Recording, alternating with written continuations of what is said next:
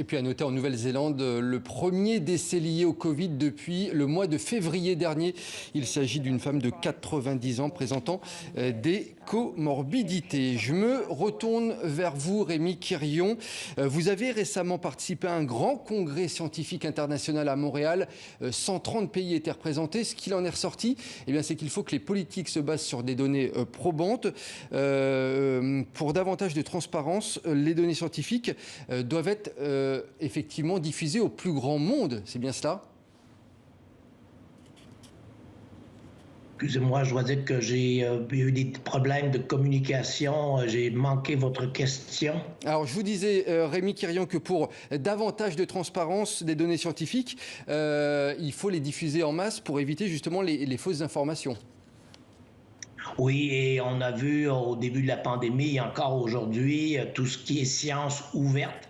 Donc vraiment de rendre les données de tous les pays disponibles pour les chercheurs partout dans le monde, ça permet de faire avancer aussi beaucoup plus rapidement la recherche. On a vu le développement des vaccins à l'ARN, c'était fabuleux en termes de développement très rapide. Donc en partageant les informations à tous, des actions de science ouverte, c'est vraiment la voie du futur.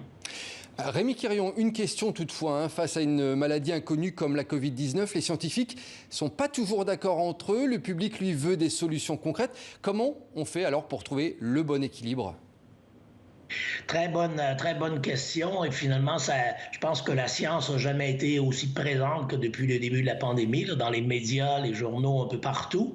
Et peut-être que ça démontre aussi là, que la science, on bâtit ça au jour le jour. On doit se fier à la méthode scientifique, valider les résultats. Et c'est pas nécessairement le résultat d'une seule étude sur laquelle il faut baser toutes nos décisions. Donc, il faut apprendre à vivre avec une certaine incertitude. Peut-être que le public, peut-être que nos gouvernements étaient trouvaient ça un peu difficile là, parce que tout le monde était dans l'urgence pour prendre des décisions très, très, très rapides. Mais je pense qu'il faut, de notre côté, comme chercheurs, être très ouverts, communiquer les incertitudes, être très transparents. Très important. Vous voulez dire par là que parfois le politique prend le pas sur le scientifique ?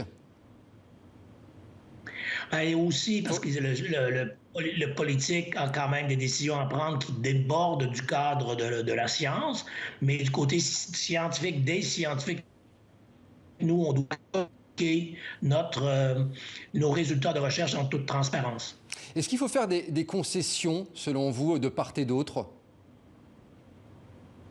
Je pense que du côté des chercheurs, il faut donner les résultats comme ils sont, en disant, nous, on vous suggère, politique, cette décision-là, mais il y a aussi le plan B.